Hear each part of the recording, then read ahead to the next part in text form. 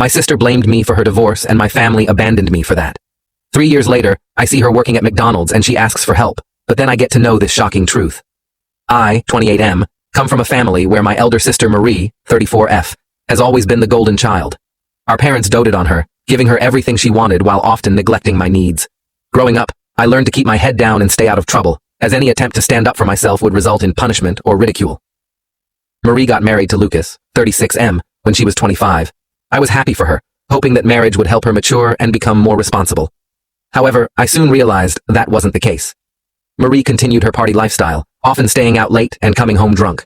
I overheard arguments between her and Lucas about her behavior, but our parents always defended Marie, saying Lucas was too controlling. About 2 years into their marriage, I started noticing signs that Marie might be cheating on Lucas. She would get mysterious calls late at night, hide her phone when anyone was around, and make up excuses to leave the house at odd hours. I didn't want to believe it, but the evidence was mounting.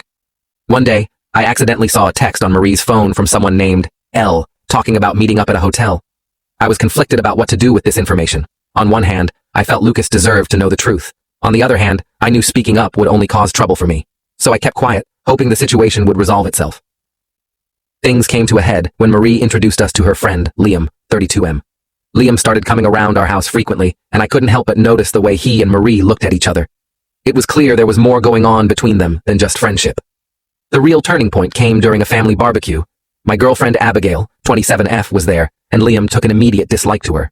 Throughout the evening, he made snide comments about her appearance and background.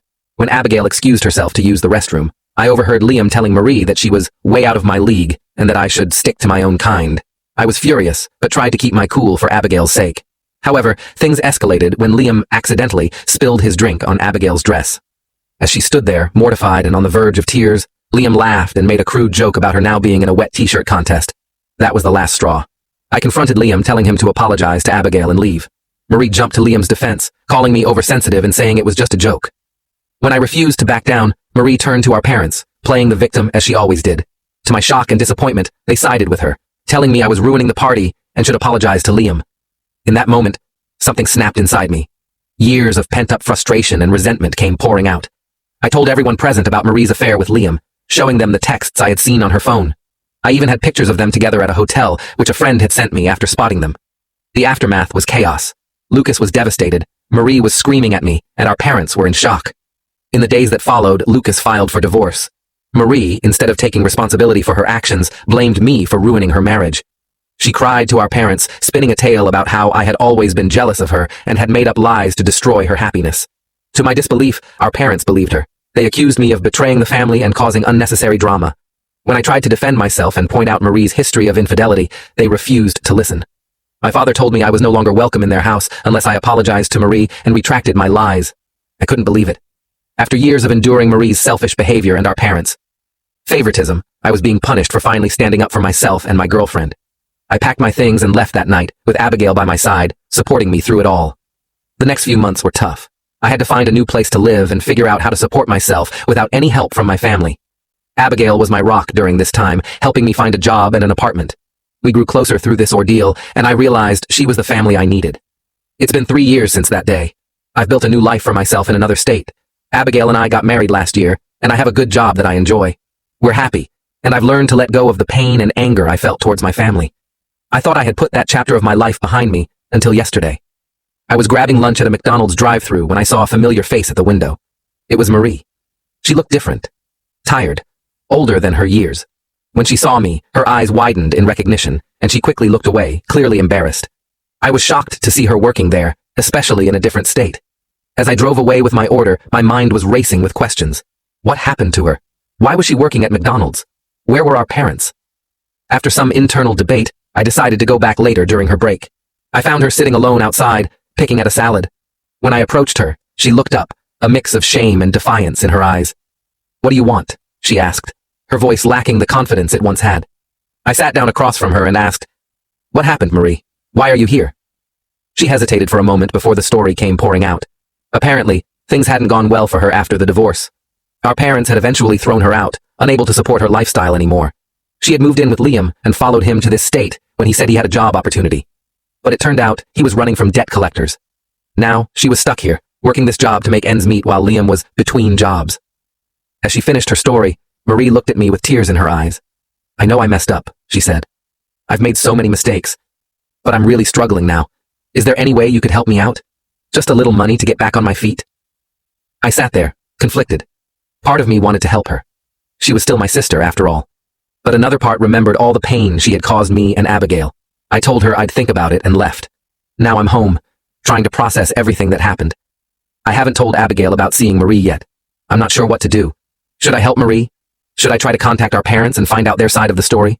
Or should I just walk away and leave the past in the past? I could use some advice, Reddit. What would you do in my situation? Update. It's been 2 weeks since I encountered Marie at McDonald's, and a lot has happened since then. I want to thank everyone for their advice and support on my original post. Your comments gave me a lot to think about and helped me navigate this difficult situation. After much deliberation, I decided to do some digging before making any decisions about helping Marie. I reached out to some old family friends and distant relatives to try and piece together what had happened after I left. What I discovered was shocking, to say the least. It turns out that Marie's sob story about our parents throwing her out was far from the truth. According to my sources, after I left, Marie continued to live with our parents. She brought Liam to live with them as well, claiming they were just friends and she needed support after her divorce. For the first few months, things seemed okay. Our parents, still believing Marie's version of events, continued to support her. They even helped her find a job and were paying for her therapy sessions, which I later found out she never actually attended. However, about 8 months after I left, Marie started pressuring our parents to transfer the house to her name. She claimed it was for security and promised to take care of them. Our parents, always eager to please Marie, eventually gave in despite some reservations. What happened next was truly despicable. As soon as the house was in her name, Marie and Liam sold it without warning. They disappeared with the money, leaving our parents homeless and broke. I was horrified to learn that my parents, now in their late 60s, were living in a small room in an old hospice facility. They were surviving solely on my father's pension, which was barely enough to cover their basic needs and medical expenses. This revelation hit me hard. I spent several days processing this information, feeling a whirlwind of emotions, anger at Marie's betrayal, guilt for not being there for my parents, and confusion about how to proceed. I decided to confront Marie with what I had learned. I went back to the McDonald's during her break and laid out everything I knew. The look on her face told me it was all true. Marie broke down, alternating between making excuses and begging for forgiveness. She claimed she never meant for things to go this far, that Liam had manipulated her, and that she was now trapped in an abusive relationship with him. While a small part of me felt sympathy for her, I couldn't forget the magnitude of what she had done. I told her I couldn't offer her any financial help, but I could give her information for local women's shelters and abuse support groups if she was serious about leaving Liam. She didn't take this well. Marie lashed out, accusing me of being selfish and unforgiving. She brought up old grievances, claiming I had always been jealous of her and that I was enjoying seeing her suffer. I realized then that she hadn't changed at all.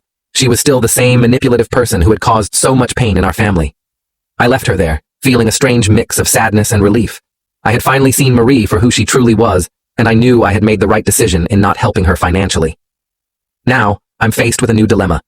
Should I reach out to my parents? Part of me wants to help them. They're elderly and in a difficult situation, but I can't forget how they treated me, how they always chose Marie over me, even when I was telling the truth. I've discussed this with Abigail, and she's been incredibly supportive. She said she'll stand by whatever decision I make, but she gently reminded me that I don't owe my parents anything after how they treated me. I'm torn. On one hand, I feel a sense of obligation to help them. They're still my parents, despite everything. On the other hand, I'm afraid of opening old wounds and potentially inviting more drama into my life.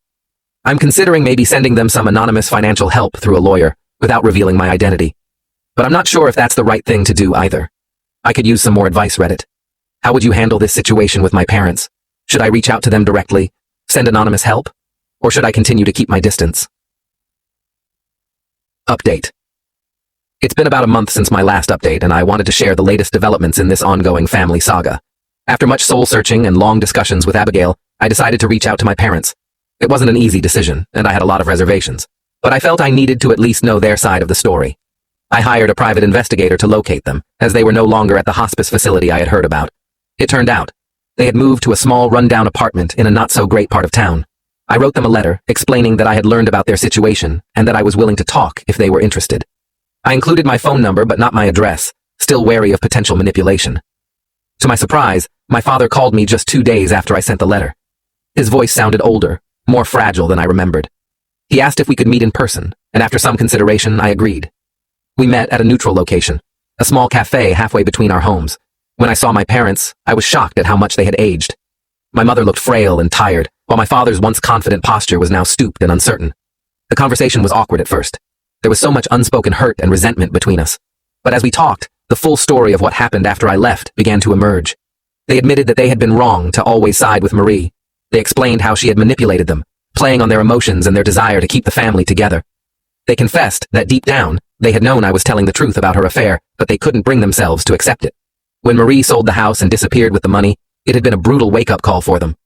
They realized too late the extent of her selfishness and deceit. They told me they had tried to press charges, but without proof that they hadn't willingly given her the house, there was little they could do legally. As they spoke, I could see the genuine remorse in their eyes. They apologized for how they had treated me, acknowledging that their favoritism towards Marie had been unfair and damaging. My mother, with tears in her eyes, told me how proud they were of the life I had built for myself, despite their lack of support. I won't lie, hearing their apology and their pride in me stirred up a lot of emotions. Part of me wanted to forgive them instantly and welcome them back into my life. But another part remembered the years of hurt and rejection. I told them I appreciated their apology, but that rebuilding our relationship would take time. I explained that I had my own family now with Abigail, and my priority was protecting our peace and happiness. They seemed to understand, expressing gratitude for even having this conversation. Before we parted, I gave them my contact information and told them we could stay in touch.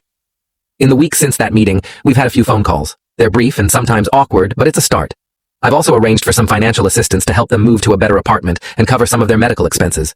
I made it clear that this help came with no strings attached. I wasn't doing it to buy their affection or to obligate them in any way. As for Marie, I haven't heard from her since our confrontation at McDonald's. Part of me hopes she's found the courage to leave Liam and get help. But I'm not optimistic. I've made peace with the fact that she may never be a part of my life again, and I'm okay with that. This whole experience has been a roller coaster of emotions. I'm still processing everything and trying to figure out what kind of relationship, if any, I want with my parents moving forward. Abigail has been my rock through all of this, offering support and a listening ear whenever I need it. I'm not sure what the future holds for my family relationships, but I do know this.